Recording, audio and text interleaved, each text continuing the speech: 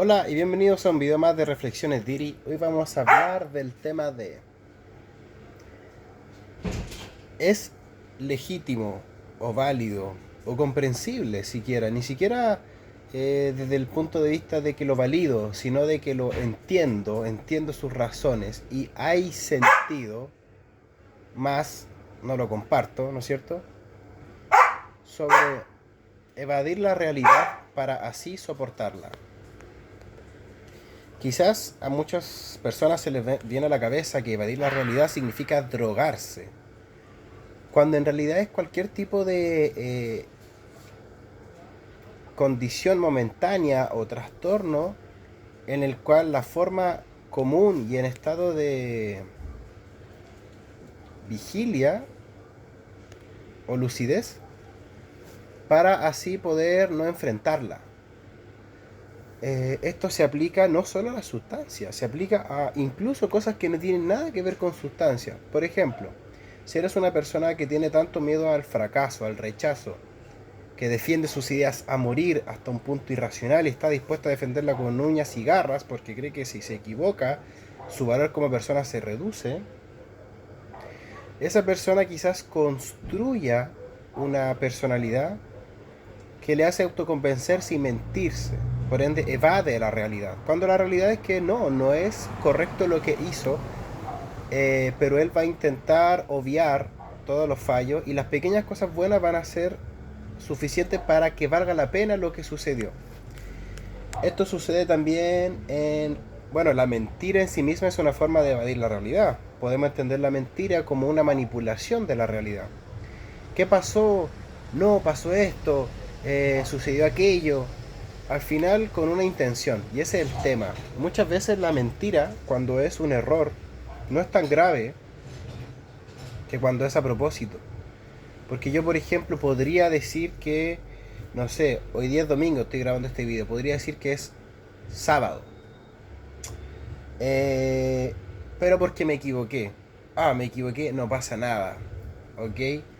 Hay una confianza ahí de que por mucho que yo me equivoque, mi valor como persona no depende de la razón o no que tenga. Por ende, no soy una persona aferrada irracionalmente a mis ideas, sino que las defiendo, las porto, pero estoy dispuesto a cambiarlas. Por ende, una persona con esa postura, cuando se equivoca, es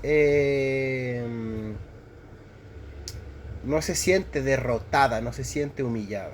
¿Ok? Entonces, me equivoqué, no era día sábado dentro de este ejemplo que estoy dando, ¿cierto? Sino que era domingo, no pasa nada. Pero ¿qué pasa si esa persona lo hizo a sabiendas de que era domingo? Sabía, era conocedor, y lo hizo porque, no sé, porque los días sábado a él le tienen que llegar, no sé, un regalo. Entonces, no sé, dijo que era sábado para que le llegara el regalo cuando ayer ya le había llegado. Un ejemplo bien burdo. Pero ahí hay una manipulación de la realidad en pos de un objetivo. Al final las mentiras o las evasiones de la realidad siempre tienen un objetivo, la supervivencia del individuo. Ya lo dijo Freud en su teoría de que todo gira en torno a la reproducción, de que todo es a favor de la supervivencia y permanencia del individuo. Todo esto, obviamente, aferrándose muchísimo al ego. Por eso no te quieres morir, por eso tienes que aferrarte a lo que hay, a tus traumas, etcétera, defender tu idea, porque si no te vas a morir. Hay un miedo a la muerte ahí bastante inminente. Pero hay algunas religiones y posturas espirituales, corrientes filosóficas de que hablan de que la muerte no es algo de lo que hay que arrancar, sino simplemente para algo que hay que prepararse.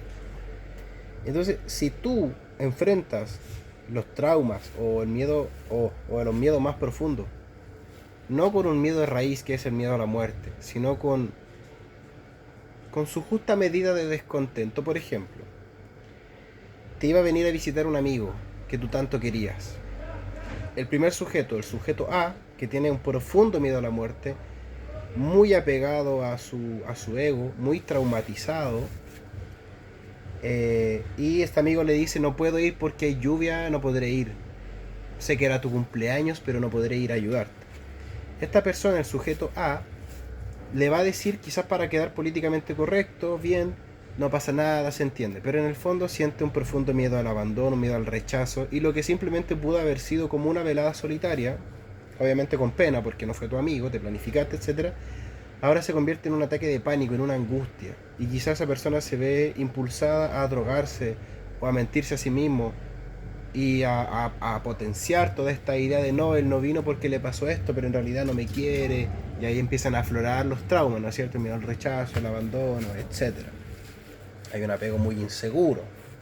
En cambio el sujeto B, que es una persona que sí ha trabajado bastante más en su confianza, que sí tiene un autoestima más formado, que no tiene un ego tan vulnerable, que a pesar de que valora y se aferra a la vida, también es un sujeto que reconoce que el miedo raíz del miedo a la muerte es algo sobreestimulado por la sociedad en la que vivimos, sobre todo esta cultura que se habla muy poco de la muerte.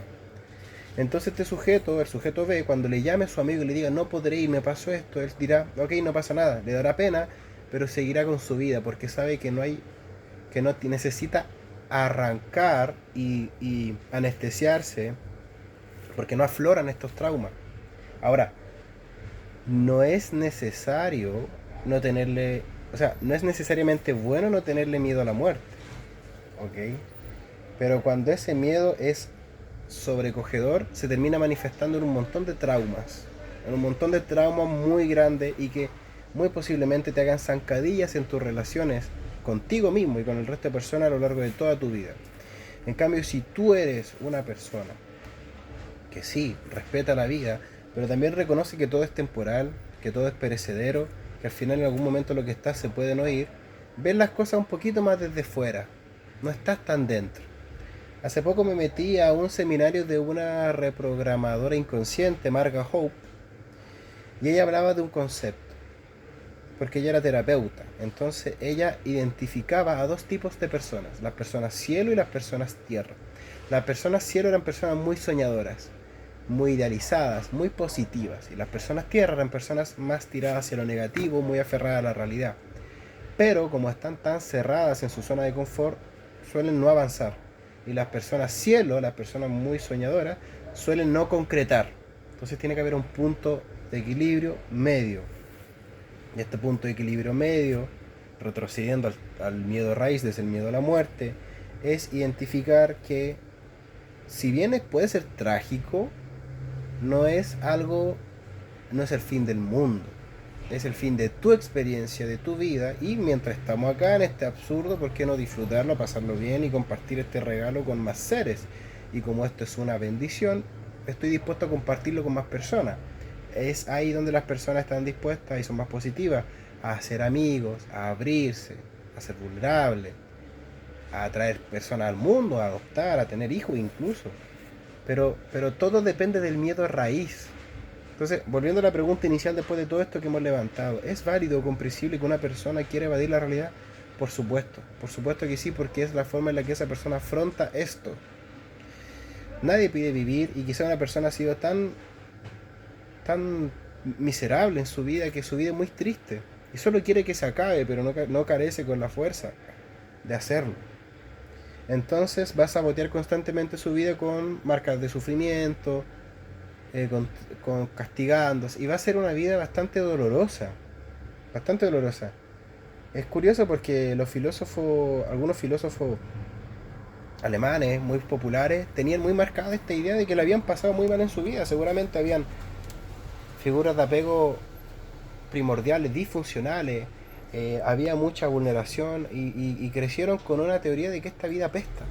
Entonces lo plasmaron a través de su idea y fueron personas tremendamente inteligentes, pero tremendamente marcadas por esto. Y esas son personas ejemplares, bastante únicas. Pero el común de la gente, yo por ejemplo, o tú que estás escuchando este video, también afrontamos estas penas, estos enfrentamientos y estas dudas. Por eso es súper importante. Por eso es súper importante vincularte. Y eso es lo que yo hablo, aunque a veces suena un poco contradictorio porque hablo bastante del desapego. También tiene que haber una postura frente a tu historia, a tu vida, a tu miedo a la muerte, a tus traumas, a tus cuidados, a tus figuras de apego, a tu historia, a tu cuerpo, todo lo que te compone como ser a tus relaciones, tienes que generar un vínculo. Y eso involucra ser un poco más tierra. No ser tan soñador. Y las personas que evaden la realidad constantemente, ya sea por sustancia, ya sea mintiéndose, ya sea porque generan una psicosis, porque dentro de su cabeza generaron una voz que hace que todo tome cierta inclinación, quizás hacia la paranoia, son formas de evadir la realidad porque el miedo a la muerte se expresó de esa manera. Y eso es un tema tan delicado que yo no me siento con la capacidad ni la facultad moral de juzgar a nadie, y mucho menos a las personas que para enfrentar su miedo a la muerte generaron un trastorno psicótico o un trastorno adictivo o un trastorno dependiente emocional. Cada persona ve con qué hace con su vida. Pero mi consejo, y lo que intento practicar al menos para mí, es tomar una postura frente a la muerte de que no es necesariamente un motor de huida, algo que tiene que hacerte que todo gire en torno a eso y que tiene que ser el fin del... A veces las cosas hay que tomárselas con más relajo y fluyen mejor. Es como esta persona que cuidaba tanto, no sé, un tesoro que no sé, o se me ocurre un ejemplo, una persona que tenía tanto, que sobreprotegía tanto algo que terminó destruyéndolo. Entonces hay que darle un poco de aire, respirar y fluir y dejar que las cosas a veces se nos escapen de las manos. Cometer errores no es el fin del mundo. Así que eso, espero esta reflexión a alguien le sirva. Evadir la realidad es un tema bastante interesante, obviamente se puede analizar desde el punto de vista químico. Por eso romper dependencia es más fuerte de simplemente un acto de fuerza de voluntad. No es tan simple como decir, que cambia, no sé, los patrones de que tu pareja te maternalice. No es tan simple. Incluso una estructura cerebral biológica que fue formada así. Incluso celular. Porque Mark Wheeler en el libro Este dolor no es mío habla de que hay traumas heredados. Y eso me abre la siguiente pregunta. ¿Qué parte de lo que tú eres es herencia? Pero no lo que tú eres en el dinero que tú tienes, en las propiedades, sino lo que tú tienes en tu célula, en tu información y la respuesta a los miedos y a la vida. Tremendo, muy interesante. Nos vemos en el siguiente video. Adiós.